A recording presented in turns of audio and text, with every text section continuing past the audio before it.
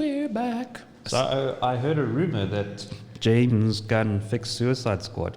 I would agree, in my humble opinion, less than humble opinion. Nice. Intro.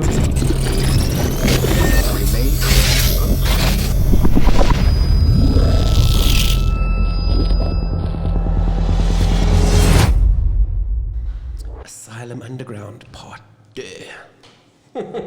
What have we watched? And I think top of that list is exactly as you rightly queued up there. James Gunn fixing the Suicide Squad, in my opinion. Nice. So you didn't get to watch it? Yeah, not yet, but I have been following a lot of like the news leading up towards it and the leaks and stuff. And I don't know if you know this, but there is 2 post-credit scenes. Yes. Okay. So like I know bits and bobs, but we're going to go more for your opinion because you actually have watched it. But I thought we'd get on this because I think it would be a cool conversation. I think it would be. Let's just queue up with potential spoilers. Alert. I don't want to say too much if you're still to watch it. I don't mind, dude. Okay, alrighty. First and foremost, off the bat, you do need to have seen, what was it, Sean Murphy's one? Who did the first one? Man, he's on the tip of my tongue. Whatever his name was. So you do have to go into this one with that, because Gunn doesn't spend too much time setting up the premise of Task Force X or anything. Amanda Waller and Correct, stuff. correct. So the movie starts with that assumption of you know who these people are. So with that in mind, it is kind of a sequel. So I'm surprised that they didn't call it 2 or something to link it to the first one. How do I position this? Better movie all around. Story makes sense. I mean, I think we did a video on our impressions of the original Suicide Squad, and for those that, I don't know, you missed it, my biggest gripe was the story didn't make sense. Yeah. For me, the crux of that movie is Amanda Waller comes in, she forms Task Force X that are going to go into an overridden, I think it was Gotham at the time, or one of these cities that has been completely overridden and shit's hit the fan, and Task Force X have to make their way to this building to get to Amanda Waller, to take her up one flight of stairs to the roof, to get her on a fucking helicopter to get out of there. Yeah. Like the dumbest plot in the history of fucking You know what my problem was, and so you're going to have to chop in here because it's my limited. But number one was essentially like this, I don't want to call it galactic, but this, magic gone wrong and like huge. And then the logic tells me it's like, okay, so where's Bats and Soups to come sort this out? Sure. Or Whereas Shazam or somebody. From what I know from number 2, it's the government trying to cover their arse. It is. So that makes sense to bring in people that are expendable. The first one it was just trying to highlight these guys, and they made no sense because I just kept thinking, you actually, better example, where's Shazam? Where's all those guys? And especially in a major city. Yeah, and something that's blowing out the sky, look, 100%. I know Sparrow does come and all of that, which is, I find that quite an interesting choice by James Gunn. Because it's the first villain on the cover of Brave and the Bold 28 that the Justice League face. Correct. But I also understand Gunn, he's got that, you can see elements which is quite interesting of the Guardians of the Galaxy. Like he chose Rocket Raccoon, and then he chose this other little, I don't know what his name is, but I know he's very different, I've heard. The Guardians that Gunn decided to go with was the ones that Abnett and Lanning reinvented the team with, barring Adam Warlock. Adam Warlock was the only one missing from Gunn's original Guardians lineup. So, what comes out in this is that he's a fan of the comics. He's well read. He put in a lot of guys that were members of Task Force X, Suicide Squad, at different stages, different stories. So they're in there. They get their couple minutes of screen time, etc., etc. Very obscure characters that I didn't even know were in the DC universe. So it's evident that he's a fan. I agree. The whole Sparrow thing was interesting, and kudos to him for going there. What I did like about it is the characters he picked for this particular run in my opinion, were a little bit more in line with some of the more popular and common members of Task Force X, not afraid to kill off one or two members that potentially were relatively popular, I think. It's interesting because I've obviously just heard this via the grapevine that it's like, don't get attached, like, you know, to anyone. And the first thing that came to my mind was Deadpool 2. I just like annihilated half these characters. You're like, wait, is he dead? Oh, okay. Exactly. And I didn't want to say that, but there's definitely this moment where total Deadpool 2, X-Force. And all of a sudden, like, what the f*** just happened? Where the f*** is X-Force? Where the f*** is Task? They just, yeah, he does one of those beautifully, in my opinion, perfectly. I got the sense that the studio kind of wrote off this franchise and they gave him James Gunn-like license, kind of like what Marvel did with Guardians. You got an idea, sounds good, off you go, make this movie. I got the sense that he got the exact same kind of creative license here with the Suicide Squad. Yeah, what's interesting, dude, I heard, and again, you never know with sources, it's always like, but via the grapevine on YouTube videos and stuff, is that it's exactly what you said, that when James Gunn was even willing to, like Warner basically like, they didn't even limit him to Suicide Squad. They said, do whatever you want. And he said, I want to do Suicide Squad and I want to do this. And then they're like, just do it. Well, dude, it shows because the story, the content, the way the characters are. I'll give you like my quick high level synopsis. Rick Flag, awesome in this, much, much better. John Cena's character, I forget his name. It's Peacemaker. And apparently they're doing a side series. James Gunn and him are doing a Disney series, sorry, not Disney, HBO or whatever series. I can believe it. So even the Peacemaker was, the John Cena moments were superb for me. He's really good for someone who's like in my mind, always, he hasn't been, like The Rock came out of wrestling and was amazing. Yeah. Talented guy. John Cena never struck me as the same kind of person, but he's superb in this movie. Nice. And in such a way that you get his point of view. He's f***ed up, he's damaged, but you get it. I understand where he's coming from, and you can't fault him 100%. Sylvester Stallone's King Shark was superb. Brilliant. I've heard he's becoming like a fan favorite. Yeah, totally. It was very much, and again, it's this James Gunness of that limited, what can you do with I Am Groot? And it's all in how the character, the mannerisms, the way it, same with King Shark, the expressions on his face, the simple, childlike understanding of the world and how the task force kind of gets him to understand certain things, and he was also like so well done, brilliantly well done. I heard, and I'm keen to hear what you think about this, but I heard that also the use of Harley Quinn overall was way better than in first Suicide Squad and Birds of Prey. Definitely, 100%. So yeah, you get the sense that I got the sense that the first movie was completely the Will Smith and Margot Robbie show. And so much so that even certain scenes that they wanted in Margot Robbie was like, no. So in this one, Gunn has used her perfectly, and there's this one moment that so brilliant, dude. There's this montage where Harley goes on a bit of a killing spree, and the way they did that was unbelievable. With the only thing I can liken it to is those moments where Deadpool kind of loses the plot a bit and he sees cartoonified things. Oh yeah, when he's got all it's that kind of thing, and you kind of get the sense that while she's doing this, that's what's going on in Harley's head. To her, she's actually not really killing these people, but she's creating this like beautiful weird kind of, it's bizarre, but it worked so well. Musical choice for it was also superb. Nice.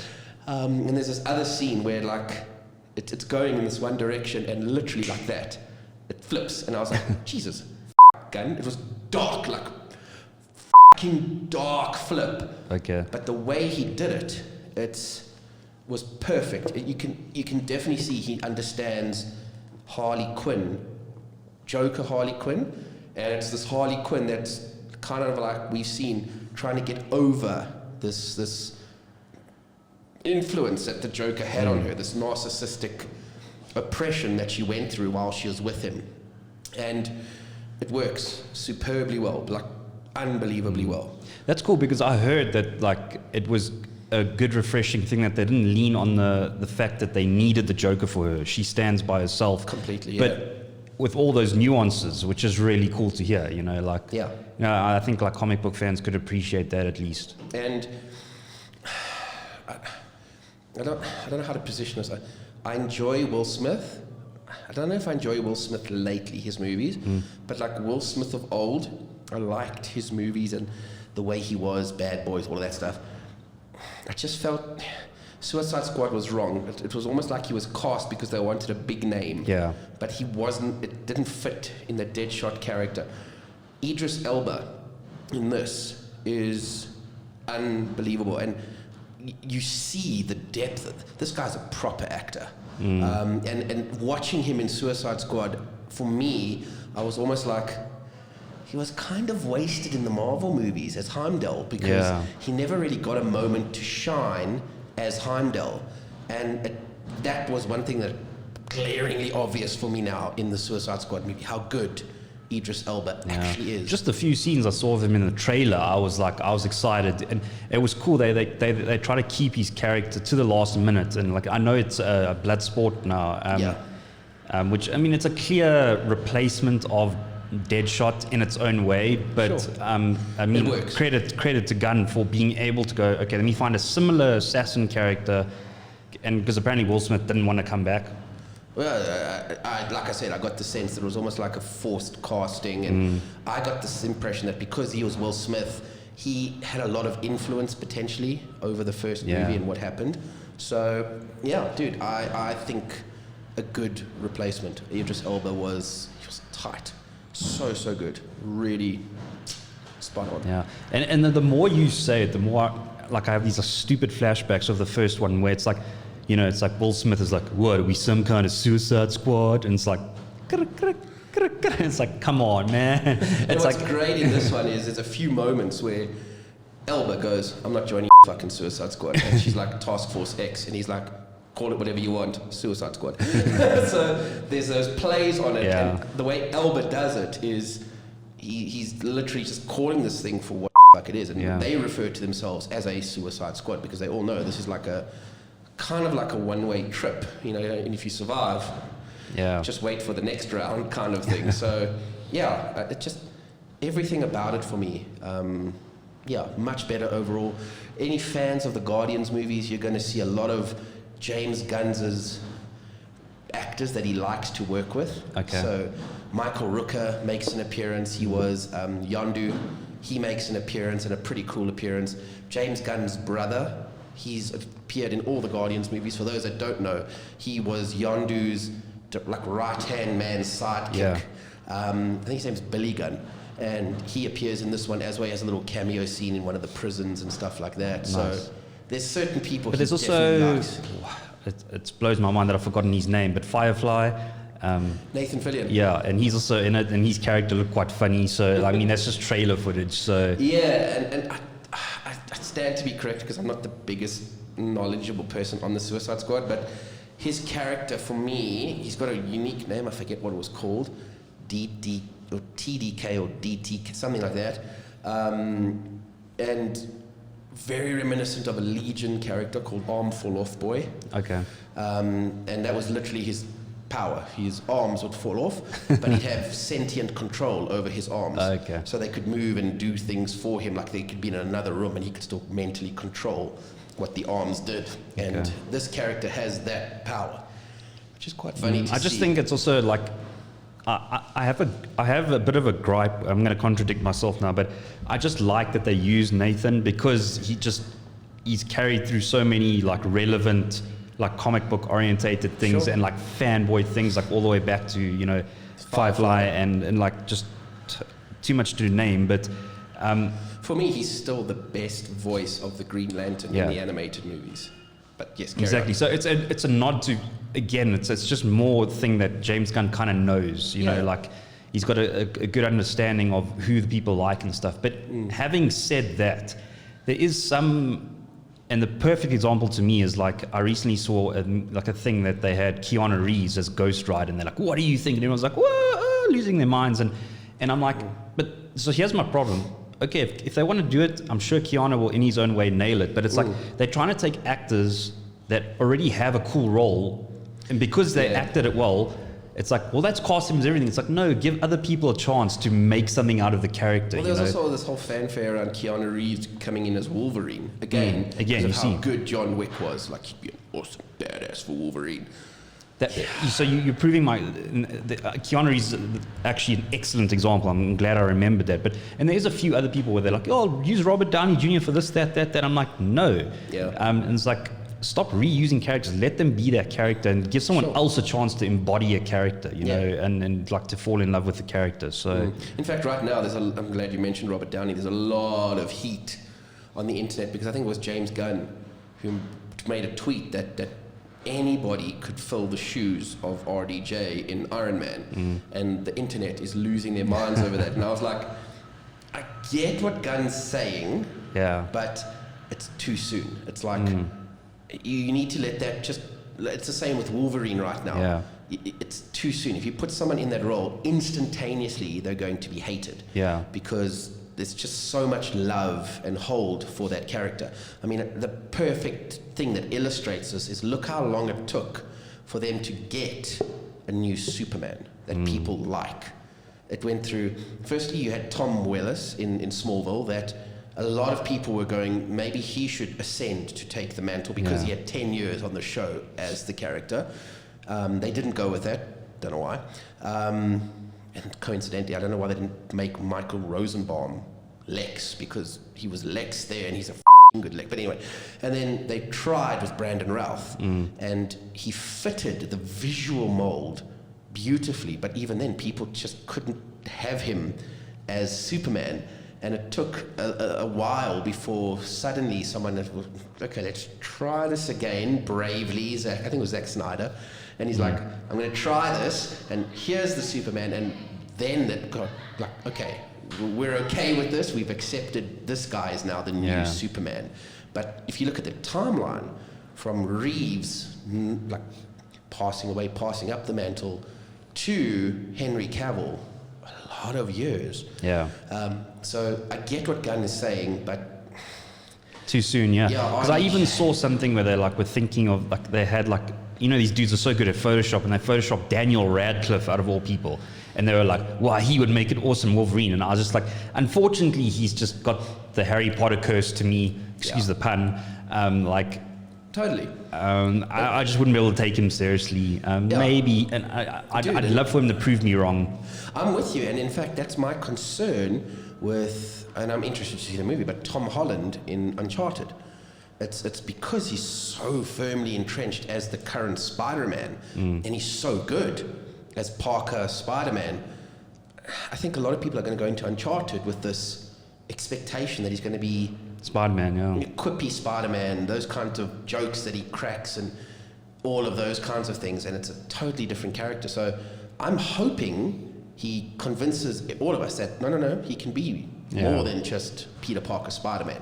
I really want that to happen. I really want that to come through.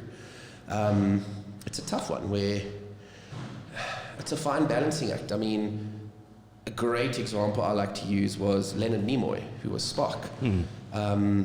For those that don't know a lot about Leonard Nimoy, he got this opportunity to play this really obscure character on a unknown show that just so happened to blow up in time. I mean, when it first aired, it wasn't popular. They got a 5-year contract that was cut short to 3 years only because no one gave a shit about Star Trek. And it was only through smaller broadcasting things, running it like a sci-fi channel, doing it at late night programming, that it built up this cult following, and people demanded that this thing came back, and it got such a big hype that eventually they decided to do the first Star Trek movie. And as terrible as it was, in my opinion, it did well enough because of that fan base that they got the second one, Wrath of Khan, that just blew everyone away. And at that point, Nimoy wrote a book called I Am Not Spock, because he went through this problem of he tried to do other movies, and everyone just kept seeing him as Spock and couldn't digest him in whatever role he was playing because he was now suddenly carefree and happy, and he wasn't robotic and emotionless and stuff. And in that book, he was a very angry sort of lash out at everyone to say, I'm not Spock. And then after a couple of these movies, and particularly after he did the one where Wrath of Khan, where Spock died and then eventually came back, he then subsequently did a second book called I Am Spock. And it was all about how he learned to embrace this character and do the projects that you wanted to do off the fame of being Spock, knowing that they might not be as well received, but you still get to do it because this fame has opened that door for you. And he eventually just accepted that this is his legacy. He was and will always be Spock. It took him a while to... Because it's interesting you say that, because there's a few actors to me, and maybe you can name a couple others. I know that, but like, there's a few actors that bring themselves to the role, and they bring themselves to that part of them, like Robert Downey Jr., where it's like, it's clearly him as Tony Stark. There's a part of him that is like that it's got to be. Sherlock Holmes is the same. Brad Pitt to me is another one of those characters. He always brings a level of Brad Pittness to the character. I mean, there's a couple of actors, but not everyone can do that. No, you know, not at all. And on the flip side, there's a certain couple that can go hardcore method, where they immerse themselves in that character and be two completely different people, one role to the next. It apparently takes its toll on them at the same time, but there are some of those guys that can do that too. But I think some of them, I think Downey Jr., because he's Downey and he's that talented, yes, he can hop between. Who am I thinking of now? Jack Sparrow. Johnny Depp. Johnny Depp. Another actor who can be so many roles that he wants to be because he's just that good an actor. And he can, like the Mad Hatter. He is the Mad Hatter. Now, no one can do that the way he did it. At the same time, he's Captain Jack Sparrow. No one can do that role the way he did it. And there's some, like, now Henry Cavill seems to have embraced, he is Superman. And for me, probably such a good embodiment, physically, look-wise, mannerisms, everything. But he can also do all these other films as a hardcore secret agent in Mission Impossible, or the Man from U.N.C.L.E. and all those now others. I think it's in the next month. Witcher 2 is being released, so we'll definitely chat about that when it comes out. 100%, and I love him as Geralt of Revan, whatever it is. Rivoli, yes. So much so that I went out and hunted down the McFarlane action figure, which is something we can talk about in another clip. Leave it for another clip, because I saw something too and I was like, has Warren seen this? So a fine line, and some actors get it right more than others, and some actors I think struggle with being put in that mold and being like, okay, you are this character now, and they struggle breaking or accepting. Someone I can see like that just shoots to mind is Sheldon at Big Bang Theory. Like, I mean, I don't know how he's going to break that mold.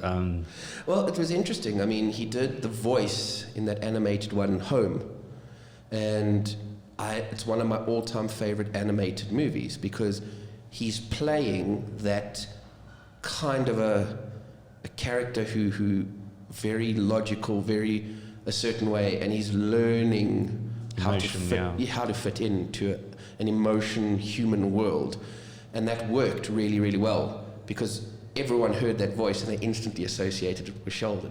So I agree with you. Can he find a way to do other things that aren't as robotic as closed off? Don't know. We'll see. So, if you liked what Mark and I were talking about here, or just like our content in general, please like, subscribe, and hit the bell notification for more videos. And do us a favor and find us on the social media platforms like Facebook and Instagram. See you in the next video.